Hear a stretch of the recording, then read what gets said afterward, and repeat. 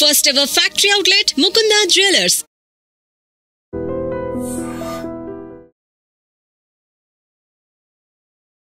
ప్రేక్షకులకి మీ రామచంద్రమూర్తి నమస్కారాలు. ఇవాళ ఈ వీడియోలో స్టాక్ మార్కెట్స్ మళ్ళీ డౌన్ అవుతున్నాయి, యుద్ధ భయాలు కమ్ముకుంటున్నాయి. దీనివల్ల అసలు ఎలా అవుతుంది, ఎంతవరకు ఎఫెక్ట్ అవుతుంది స్టాక్ మార్కెట్ అనేది ఈ వీడియోలో చూద్దాం. లాస్ట్ 1 మంత్ నుంచి కూడా స్టాక్ మార్కెట్స్ నాన్ స్టాప్గా ర్యాలీ వచ్చాయి. దాదాపు సెన్సెక్స్ 80,000 దాకా వచ్చింది. అలాగే నిఫ్టీ వచ్చి 24,800 900 దాకా కూడా వెళ్ళింది.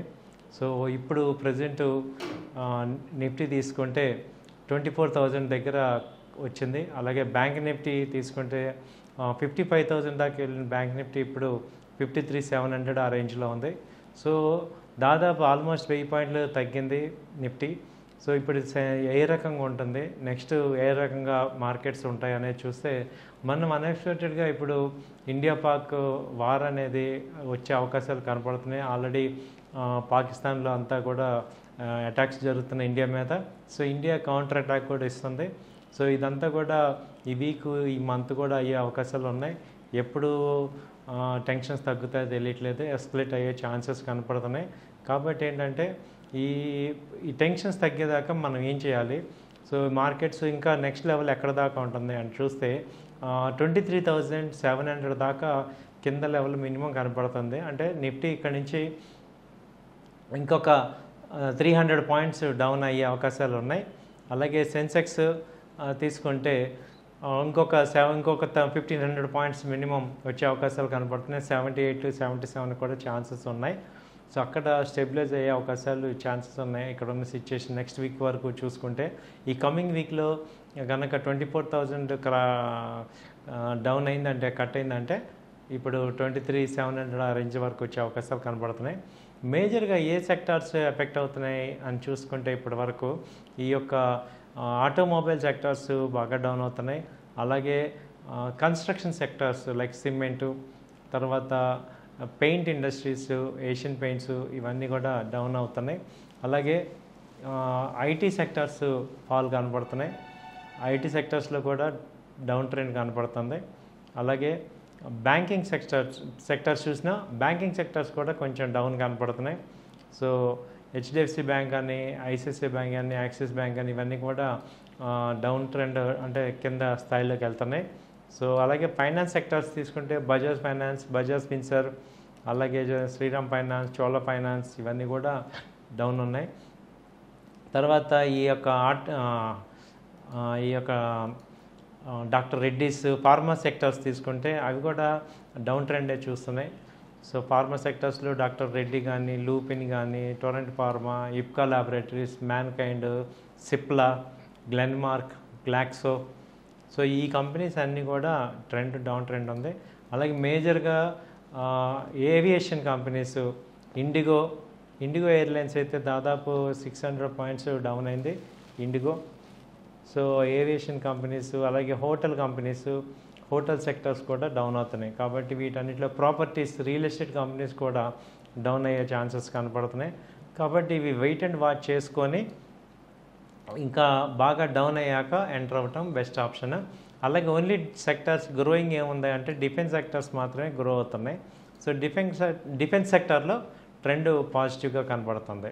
సో ఈ రకంగా చూసుకుంటే మనం మళ్ళొకసారి కరెక్షన్ వచ్చే అవకాశాలు ఎక్స్పెక్ట్ చేయొచ్చు. హెవీ కరెక్షన్ ఛాన్సెస్ లేకపోయినా మైల్డ్ కరెక్షన్ అయితే కనపడుతుంది. సో 23,700 600 ఆ రేంజ్లో ఇక సపోర్ట్ వచ్చే ఛాన్సెస్ కనపడుతున్నాయి. ఇవి నిఫ్టీ సంగతి. మరి బ్యాంక్ నిఫ్టీ పరిస్థితి ఏంటి, బ్యాంకింగ్ స్టాక్స్లో ఎలా ఉంటాయి అనేది చూసుకుంటే బ్యాంక్ నిఫ్టీలో ఇప్పుడు ప్రజెంట్ 53,800 ఆ రేంజ్లో ఉంది. సో 54,000 నుంచి మొన్న బ్రేక్అవుట్ అయింది, డౌన్ అయింది. సో ఇది ఏంటంటే ఇమీడియట్గా 53,400 అలాగే 53,000 మేజర్ సపోర్ట్స్ దగ్గరకు వచ్చే అవకాశాలు ఉన్నాయి. ఇక్కడ నుంచి 1000 పాయింట్లు బ్యాంక్ నిఫ్టీ కూడా కిందకు వచ్చే అవకాశాలు కనపడుతున్నాయి. సో ఆ తర్వాత ఒకసారి ఏదైనా మీటింగ్స్ జరిగి మళ్ళీ ద్వైపాక్షిక సంబంధాలు జరిగితే కానీ, ఏదన్నా అమెరికా ఇంటర్వెన్షన్ కానీ ఇవన్నీ కూడా అయితే మళ్ళీ అక్కడి నుంచి మళ్ళీ పుల్ బ్యాక్ అయ్యే ఛాన్సెస్ కనపడుతున్నాయి.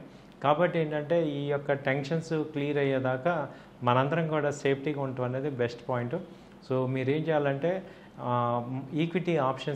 ఈక్విటీ కనుక మీకుంటే నిఫ్టీ పుట్ ఆప్షన్స్ బై చేసుకొని హెడ్జింగ్ చేసుకోవాల్సిందిగా కోరుచున్నాం.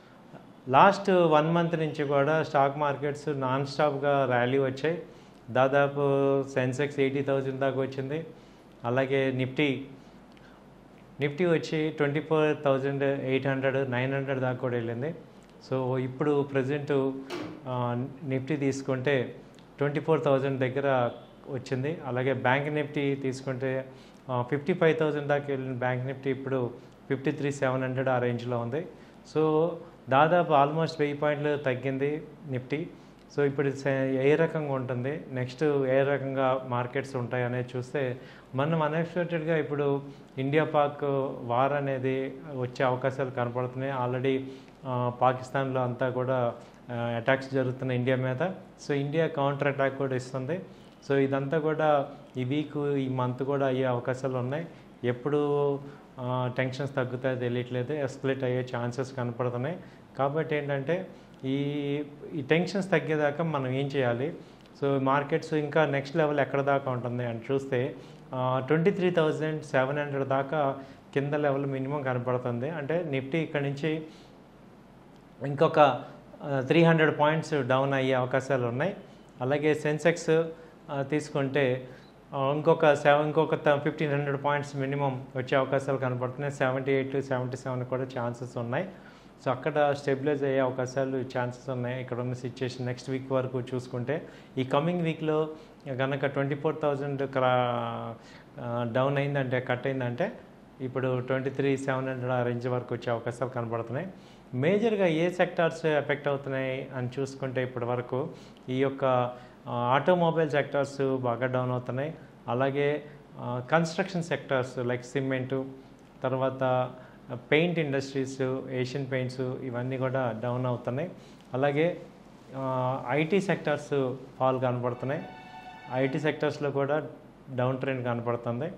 అలాగే బ్యాంకింగ్ సెక్టార్స్ చూసినా బ్యాంకింగ్ సెక్టార్స్ కూడా కొంచెం డౌన్ కనపడుతున్నాయి. సో హెచ్డిఎఫ్సి బ్యాంక్ కానీ, ఐసిఐసిఐ బ్యాంక్ కానీ, యాక్సిస్ బ్యాంక్ కానీ ఇవన్నీ కూడా డౌన్ ట్రెండ్ అంటే కింద స్థాయిలోకి వెళ్తున్నాయి. సో అలాగే ఫైనాన్స్ సెక్టార్స్ తీసుకుంటే బజాజ్ ఫైనాన్స్, బజాజ్ ఫిన్సర్, అలాగే శ్రీరామ్ ఫైనాన్స్, చోళ ఫైనాన్స్ ఇవన్నీ కూడా డౌన్ ఉన్నాయి. తర్వాత ఈ యొక్క డాక్టర్ రెడ్డీస్ ఫార్మా సెక్టార్స్ తీసుకుంటే అవి కూడా డౌన్ ట్రెండే చూస్తున్నాయి. సో ఫార్మా సెక్టార్స్లో డాక్టర్ రెడ్డి కానీ, లూపిన్ కానీ, Torrent pharma, Ipca laboratories, mankind, Cipla, Glenmark, Glaxo, so ఈ కంపెనీస్ అన్నీ కూడా డౌన్ ట్రెండ్ ఉంది. అలాగే మేజర్గా ఏవియేషన్ కంపెనీస్ ఇండిగో ఎయిర్లైన్స్ అయితే దాదాపు 600 పాయింట్స్ డౌన్ అయింది ఇండిగో.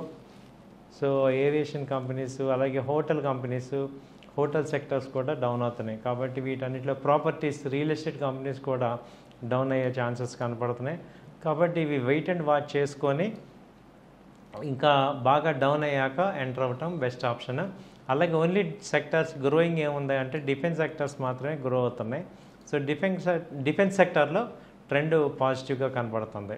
సో ఈ రకంగా చూసుకుంటే మనం మళ్ళొకసారి కరెక్షన్ వచ్చే అవకాశాలు ఎక్స్పెక్ట్ చేయొచ్చు. హెవీ కరెక్షన్ ఛాన్సెస్ లేకపోయినా మైల్డ్ కరెక్షన్ అయితే కనపడుతుంది. సో 23,700 600 ఆ రేంజ్లో ఇక సపోర్ట్ వచ్చే ఛాన్సెస్ కనపడుతున్నాయి. ఇవి నిఫ్టీ సంగతి. మరి బ్యాంక్ నిఫ్టీ పరిస్థితి ఏంటి, బ్యాంకింగ్ స్టాక్స్లో ఎలా ఉంటాయి అనేది చూసుకుంటే బ్యాంక్ నిఫ్టీలో ఇప్పుడు ప్రజెంట్ 53,800 ఆ రేంజ్లో ఉంది. సో 54,000 నుంచి మొన్న బ్రేక్అవుట్ అయింది, డౌన్ అయింది. సో ఇది ఏంటంటే ఇమీడియట్గా 53,400 అలాగే 53,000 మేజర్ సపోర్ట్స్ దగ్గరకు వచ్చే అవకాశాలు ఉన్నాయి. ఇక్కడ నుంచి 1000 పాయింట్లు బ్యాంక్ నిఫ్టీ కూడా కిందకు వచ్చే అవకాశాలు కనపడుతున్నాయి. సో ఆ తర్వాత ఒకసారి ఏదైనా మీటింగ్స్ జరిగి మళ్ళీ ద్వైపాక్షిక సంబంధాలు జరిగితే కానీ, ఏదన్నా అమెరికా ఇంటర్వెన్షన్ కానీ ఇవన్నీ కూడా అయితే మళ్ళీ అక్కడి నుంచి మళ్ళీ పుల్ బ్యాక్ అయ్యే ఛాన్సెస్ కనపడుతున్నాయి. కాబట్టి ఏంటంటే ఈ యొక్క టెన్షన్స్ క్లియర్ అయ్యేదాకా మనందరం కూడా సేఫ్టీగా ఉండటం అనేది బెస్ట్ పాయింట్. సో మీరేం చేయాలంటే ఈక్విటీ కనుక మీకుంటే నిఫ్టీ పుట్ ఆప్షన్స్ బై చేసుకొని హెడ్జింగ్ చేసుకోవాల్సిందిగా కోరుచున్నాం. థ్యాంక్ యూ అండి, నమస్తే.